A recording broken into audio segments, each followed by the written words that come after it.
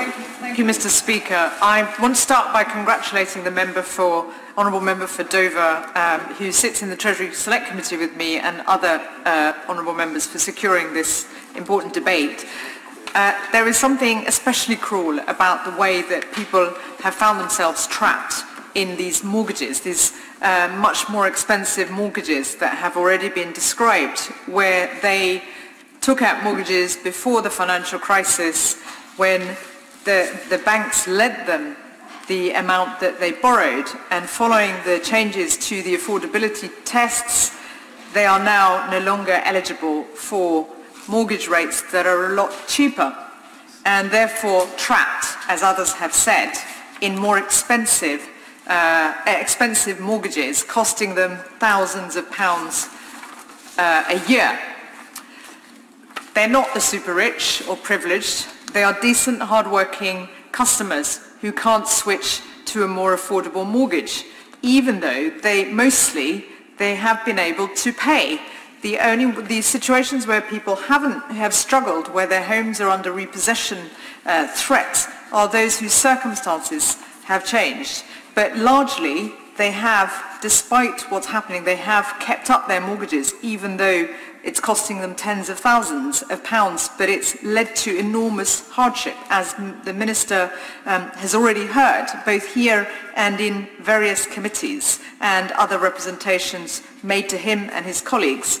Many are people who took out mortgages, as I said, before the crisis, and are being punished because of regulations that have been changed, understandably regulations that were about sorting out and making sure the lessons of the financial crisis are learnt, but they have found themselves caught in the middle unfairly and unjustly, with an unintended consequence of leaving them trapped and stuck in this situation. And in 2016, as the Honourable Member has already said, the government sold off £13 billion worth of Northern Rock mortgages to Landmark Mortgages, owned by the US equity company Cerberus. It represents, Mr. Deputy Speaker, a huge error in public policy, and as others have said, should form a part of an inquiry on what went wrong, what we need to learn from this, and how we avoid these errors taking place in the future, which could affect many thousands of more people. According to the Panorama programme, the US firm misled ministers and officials on mortgages. Our government believed that in the undertaking that these people would have access to mortgages and competitive rates of interest, and that would be honoured, but it hasn't been. Inactive lenders such as Cerberus and even the government firm UCAR are not authorised to offer mortgage products to their customers who are stuck with higher interest rates. And as has already been said, the FCA estimates that between 120 and 50,000 people are stuck in this predicament, and only about 10,000 people who may be able to be supported, but that leaves many thousands more stuck. Some people have paid £40,000 or more in interest than they would have done if they were they were on a cheaper mortgage interest rate of, say, 2%. And this is desperately unfair. There are many heartbreaking stories. We've already heard some of them today. One of the widely reported cases was that of Lisa and Mark Elkins. They have had to pay £2,500 a month on their mortgage because their interest rate is now nearly 5%, which is 3 times the best rate that was available on the market at the time that this report was provided. Lisa and Mark have had to borrow tens of thousands of pounds that they would not have had to borrow if they had access to alternative, cheaper rates.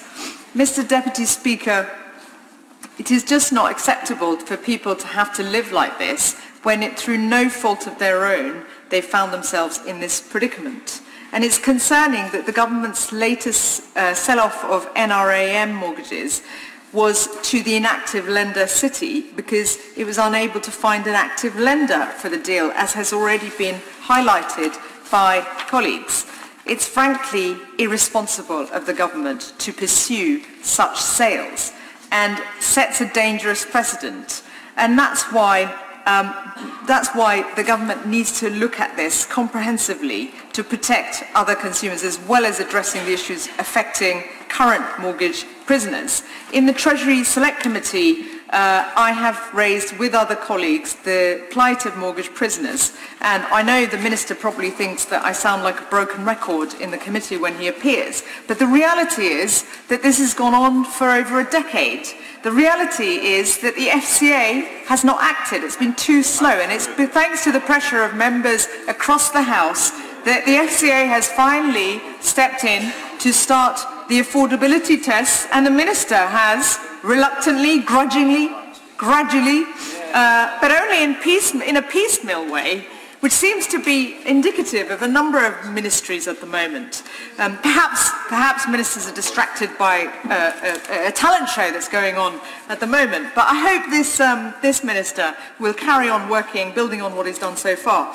I appeal to the Minister to make sure that the affordability test from a relative one to from an absolute one to a relative one is meaningful. The danger is that the FCA is going to wriggle out of it. Frankly, the FCA has been utterly complacent on this. It shouldn't have taken so long. And the danger is that the FCA will give advice to banks to provide for these mortgage prisoners, but there won't be any teeth to that advice. They won't be required to apply the affordability test as a relative test, and we will still be stuck in the same position, and very little will change. So the Minister, I would be grateful if the Minister can give us an assurance that he will ensure that the FCA, he will instruct the FCA to take this very seriously and make sure that the relative test is a meaningful one, rather than trying to just push aside MPs who've been campaigning on it, give them something that mildly looks satisfactory,